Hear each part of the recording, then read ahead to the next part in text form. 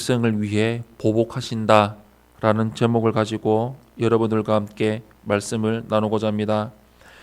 남유다가 정직하지 아니하고 부패했기에 하나님은 바벨론을 사용해서 그들을 치셨지만 그럼에도 불구하고 여전히 하나님은 이스라엘의 하나님이셨습니다. 오늘 본문에서는 바벨론에 의해서 유다가 당한 고통을 기억하시고 그대로 바벨론에게 갚아주겠다는 하나님의 결심을 볼 수가 있습니다. 먼저 첫 번째로 11절에서 13절의 말씀을 보시면 하나님은 나의 소유인 백성이라고 부르시는 것을 우리는 볼 수가 있습니다. 오늘 본문 11절에서 13절 말씀 우리 한 목소리로 합독하겠습니다. 시작. 나의 소유를 노력하는 자여 너희가 즐거워하며 기뻐하고 타작하는 송아지같이 발굽을 구르며 군마같이 우는도다. 그러므로 너희의 어머니가 큰 수치를 당하리라. 너희를 낳은 자가 치욕을 당하리라. 보라, 그가 나라들 가운데의 마지막과 광야와 마른 땅과 거친 계곡이 될 것이며 여호와의 진노로 말미암아 주민이 없어 완전히 황무지가 될 것이라. 바벨론을 지나가는 자마다 그 모든 재난에 놀라며 탄식하리로다. 아멘. 하나님은 유다를 나의 소유라고 부르시며 바벨론에게 붕괴하셨습니다. 곡식의 나달과 결을 분리하기 위한 방법 중에는 소가 그 위를 걷게 하는 방법이 있는데 이때 소의 입장에서는 그 곡식을 먹을 수 있었기에 곡식 타작만큼 즐거운 일이 없을 것입니다. 또 타작은 종말, 심판의 날을 연상시키기에 바벨론은 곡식을 타작하는 송아지처럼 좋아하며 유다를 심판했다는 뜻이 됩니다.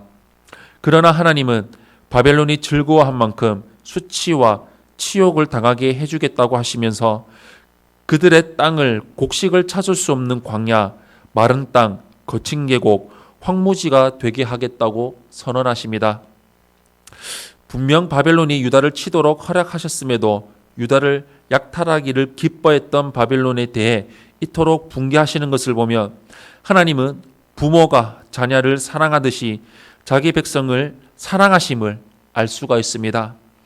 하나님이 어려움을 허락하기도 하시지만 여전히 우리를 사랑하신다는 사실을 잊지 마시기를 바랍니다. 두 번째로 14절에서 16절의 말씀을 보시면 대적에게 원수를 갚으시는 하나님을 우리는 볼 수 있습니다. 14절에서 16절 말씀 우리 한 목소리로 합독하겠습니다. 시작. 바벨론을 둘러 대열을 벌이고 화리를 당기는 모든 자여 화살을 아끼지 말고 쏘라. 그가 여호와께 범죄하였음이라.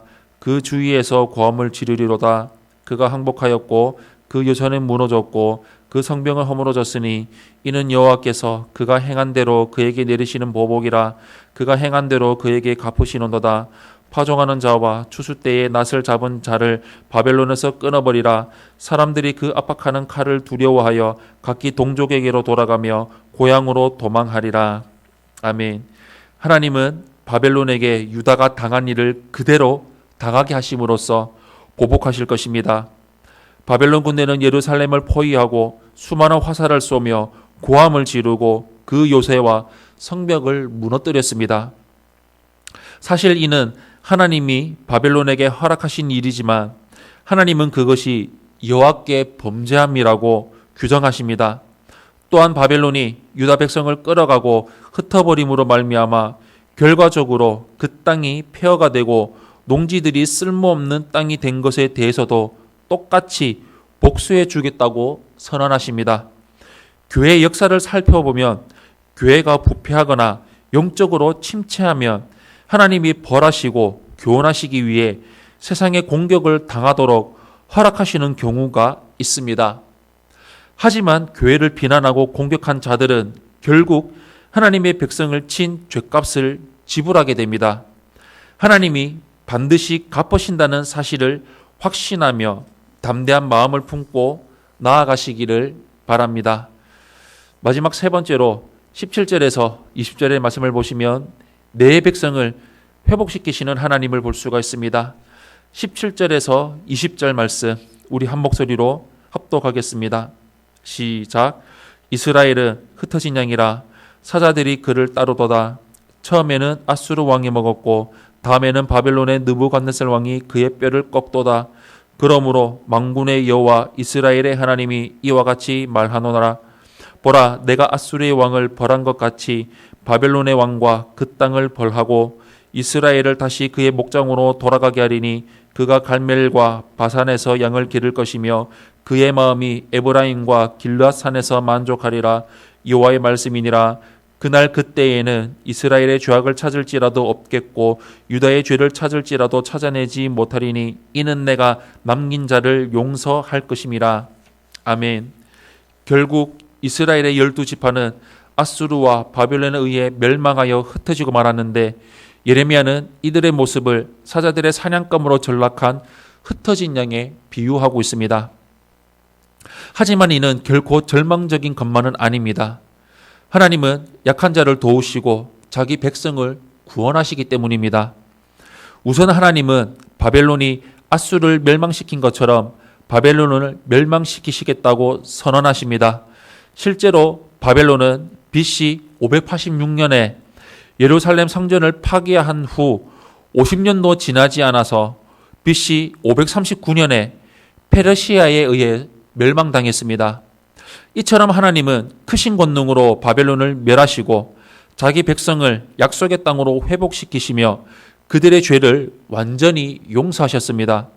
세상이 아무리 크고 강해 보여도 우리 하나님보다 클 수 없다는 사실을 확신하며 살아가시길 바랍니다. 사랑하는 성도 여러분, 일상생활을 하다 보면 교회를 비난하고 조롱하는 자들을 만날 때가 있습니다. 하나님이 그들의 존재를 허락하시는 이유는 교회의 죄와 부족함 때문입니다. 그러나 우리는 의기소침해질 필요가 없습니다. 하나님이 교회를 회복시키시고 세상을 다스릴 것이기 때문입니다. 완전한 하나님 나라를 소망하며 세상과 싸우며 나아가는 십자가의 군병이 되는 삶을 이루시며 살아가는 삶을 이루시기를 예수님 이름으로 축원합니다. 아멘.